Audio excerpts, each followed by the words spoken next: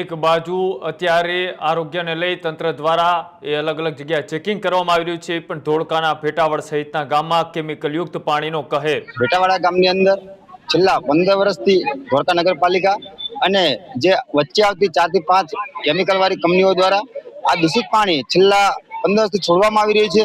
અને અત્યારે આ ભેટાવાડા ગામના લોકો 25 થી વધારે લોકો કેન્સરથી પીડિત થઈ મૃત્યુ પામ્યા છે અને 50 થી વધારે હાલમાં આ ગામની અંદર કેન્સરના કેસ છે. સીએમ સુધીની અમારી રજૂઆતો હોવા છતાં આનું કોઈ સોલ્યુશન આવ્યું નથી. આજથી 15 વર્ષ પહેલા ભેટાવાડા ગામને સંપૂર્ણ બાગાયત તરીકે જાહેર કર્યું હતું અને એનો 5 લાખનો પુરસ્કાર પણ આપવામાં આવ્યો હતો, પણ આજે તમે ગામની હાલત જુઓ.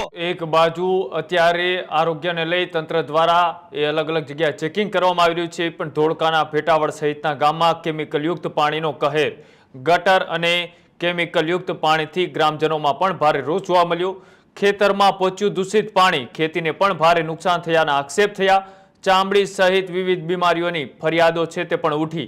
ભેટાવળ, પાટલી સહિતના અનેક ગામનો આ વિરોધ છે તે જોવા મળ્યું. સાથે જ અગાઉ રજૂઆત કર્યા છતાં પણ કાયમી ઉકેલ ન આવ્યા હોવાનો પણ ગ્રામજનોએ દાવો કર્યો. હવે ગ્રામજનોએ આંદોલનનો માર્ગ પણ અપનાવ્યો. ગટર અને કેમિકલયુક્ત પાણી બંધ કરવાની પણ માંગ ઉઠી. ઉકેલ નહીં આવે તો આંદોલન ઉગ્ર બનાવવાની પણ ચીમકી છે તે ગામજનો દ્વારા ઉચ્ચારવામાં આવી.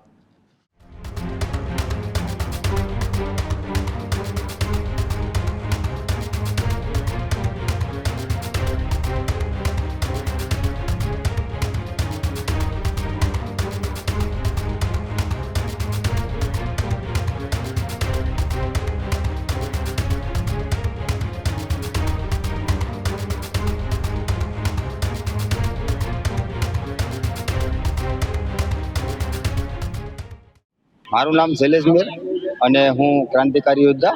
જ્યારે આ ભેટાવાડા ગામની અંદર છેલ્લા 15 વર્ષથી ધોળકા નગરપાલિકા અને જે વચ્ચે આવતી 4 થી 5 કેમિકલવાળી કંપનીઓ દ્વારા આ દૂષિત પાણી છેલ્લા 15 વર્ષથી છોડવામાં આવી રહ્યું છે અને જેના કારણે આ ગામને ખેતીનું બહુ મોટા પાયે નુકસાન થયું છે. અને અત્યારે આ ભેટાવાડા ગામના લોકો 25 થી વધારે લોકો કેન્સરથી પીડિત થઈ મૃત્યુ પામ્યા છે અને 50 થી વધારે હાલમાં આ ગામની અંદર કેન્સરના કેસ છે. તો આ અમારી એક જ માંગણી છે કે આ પાણી સદંતર બંધ કરવામાં આવે. જો અગર બંધ નહીં કરવામાં આવે તો અત્યારે અમારે જે આ પ્રથમ દિવસે આજે અમે જે રણસિંગ મૂક્યું છે આ ગામની અંદર આંદોલનનું, જો અત્યારે અમે ગાંધી ચિંતા માર્ગે જે આંદોલન કરી રહ્યા છે, પણ જો જરૂર પડે તો અમે ભગતસિંહના માર્ગે પણ આંદોલન કરવાની અમારી તૈયારી છે. આ જ્યાં સુધી અમને ન્યાય ના મળે ત્યાં સુધી અમારું આંદોલન ચાલુ રહેવાનું છે. 6 મહિના થાય, 12 મહિના થાય, કદાચ 2 વર્ષ થાય તો પણ અમે અમારી આ જગ્યા પર બેસવાના છીએ આંદોલન ઉપર. નમસ્તે, મારું નામ સંજયભાઈ ભીખાભાઈ મકવાણા, હું ભેટાવાડાનો રહેવાસી છું. અત્યારે અમારા ગામનો મુખ્ય પ્રશ્ન એ છે કે ધોળકા તરફથી જે ગંદુ ગટરનું પાણી તેમજ ધોળકા ત્રાસદ રોડ પર આવેલી જે તમામ ફેક્ટરીઓ છે એનું કેમિકલયુક્ત પાણી છેલ્લા 15 વર્ષથી અમારા ગામમાં આવી રહ્યું છે. બરોબર, અનેક રજૂઆતો, આંદોલનો, ઉપરી અધિકારી સીએમ સુધીની અમારી રજૂઆતો હોવા છતાં આનું કોઈ સોલ્યુશન આવ્યું નથી. તમે મારી પાછળ એક પોસ્ટર જોઈ શકો છો, એની અંદર અમારા ગામમાં જે કેન્સરથી મૃત્યુ પામેલા છે એ લોકોના ફોટોગ્રાફ્સ છે. અમારા ગામમાં ભયાનક કેન્સર જેવી બીમારીઓ ઘર કરી ગઈ છે. એના ઉપરાંતમાં તે છતાં બીજી ચામડીના પછી બીજા અનેક રોગચાળાઓ ફાટી નીકળે છે. અને આ પાણીથી ફક્ત ભેટાવાડા નહીં પરંતુ આજુબાજુના ત્રાસદ, નેસડા, પાલડી, આંબારેલી તમામ ગામો પ્રભાવિત થાય છે.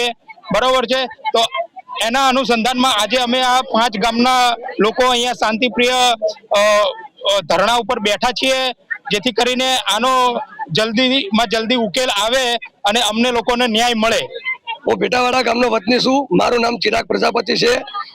આજ રોજ ભેટાવાડા ગામ, પાલડી ગામ, આંબારેલી, નેસડા, ત્રાસદ ગામના બધા ખેડૂત મિત્રો અને ભેટાવાડા ગામ સમસ્ત દ્વારા આજે એક આંદોલન ચલાવવામાં આવી રહ્યું છે.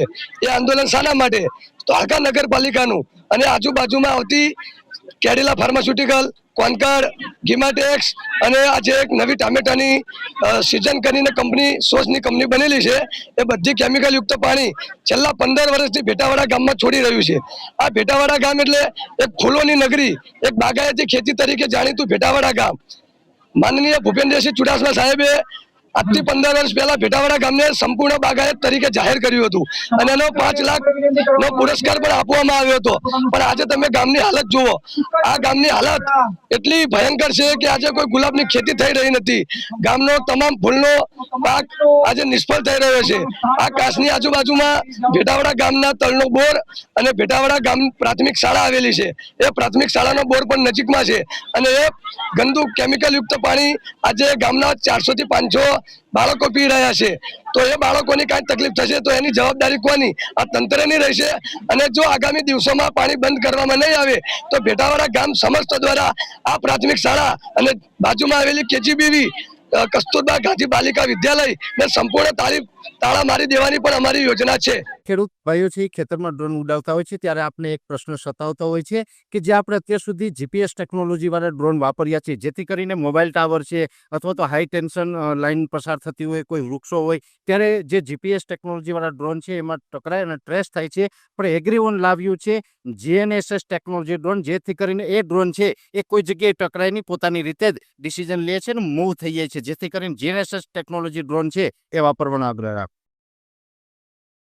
અત્યારે જ ન્યૂઝરૂમ ગુજરાતની યુટ્યુબ ચેનલને સબસ્ક્રાઇબ કરો અને ઇન્સ્ટાગ્રામ અને ફેસબુક પર ફોલો કરો. અપડેટ રહો, સત્યની સાથે રહો.